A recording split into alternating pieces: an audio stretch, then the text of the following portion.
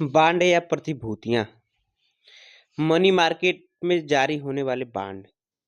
पहला है treasury bill एवं कैश मैनेजमेंट बिल।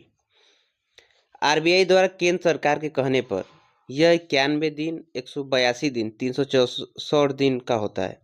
इस पर कोई ब्याज नहीं दिया जाता है। अंकित मूल्य से छूट पर जारी किया जाता है। इसे जीरो कूपन बांड भी कहते हैं। 91 दिन से कम हो तो इसे कैश मैनेजमेंट बिल भी कहते हैं।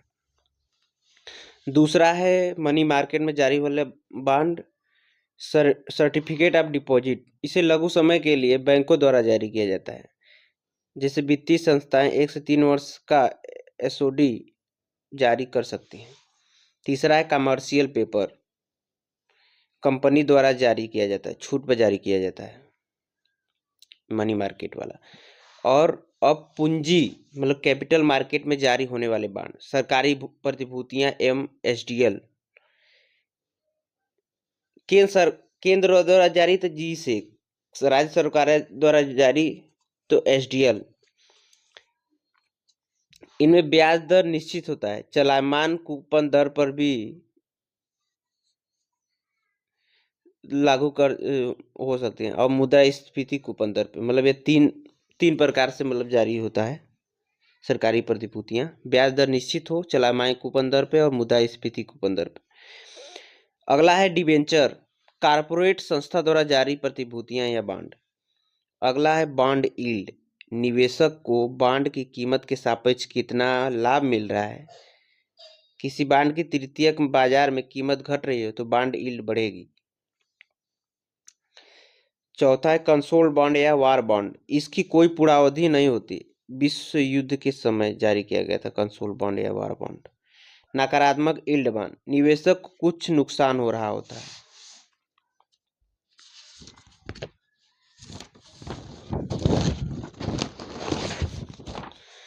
मुद्रा गुणक, मुद्रा गुणक शायद मुद्रा द्वारा साख निर्माण से है।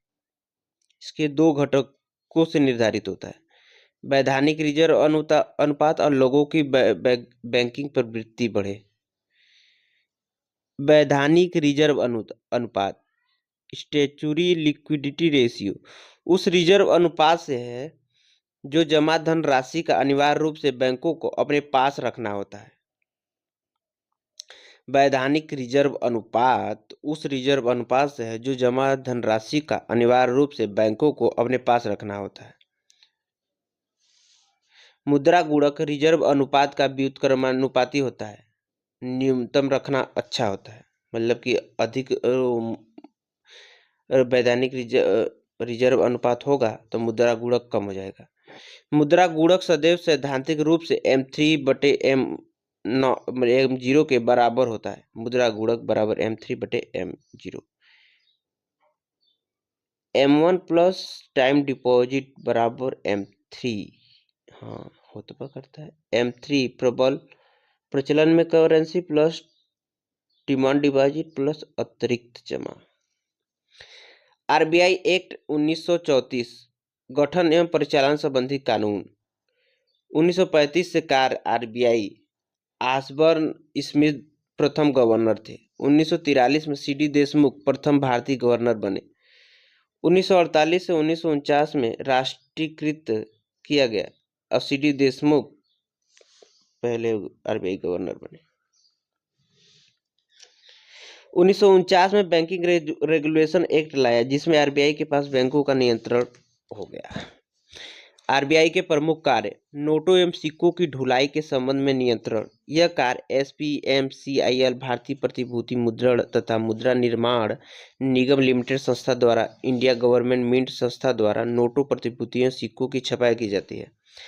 विदेशी मुद्रा भंडार की देख, भुगतान संतुलन के आंकड़े का प्रबंधन, बैंकों के बैंकर के रूप में काम करना तथा अंतिम सहायक लास्ट रिसोर्ट के रूप में काम करना कार्य होता है। केंद्र एवं राज्य सरकारों का बैंकर के रूप में काम करना। Indian government and state government सरकारों का सार्वजनिक ऋण जो आंतरिक प्रवृत्ति का हो, लेखा जोखा और रिकॉर्ड रखना, इसका काम होता है। अभी वर्तमान में सार्वजनिक वित्त प्रबंधन सेल कार्यरत है। वित्तीय जागरूकता और वित्तीय स्थिरता को बनाए रखना सबसे प्रचुर कार्य है। मौद्रिक नीति का निर्माण जिससे वित्तीय स्थायित्व सुनिश्चित हो सके। एक सरसरी निगाह से देख लें। नोटों की छपाई, विदेशी मुद्रा भंडार की देखरेख, भुगतान संतुलन के आंकड़े, बैंकों के बैंकर, अंतिम सहायक, केंद्र एवं राज्य सरकारों का बैंकर और Indian government and state government सरकारों को सार्वजनिक जो आंतरिक प्रवृत्ति का हो उसका लेखा जोखा और रिकॉर्ड रखना। और वित्तीय जागरूकता, वित्तीय स्थिरता, मौद्रिक नीति का निर्माण और वित्तीय स्थायित्व सुनिश्चित करना इसका कार्य होता है। ठीक ठीक ठीक।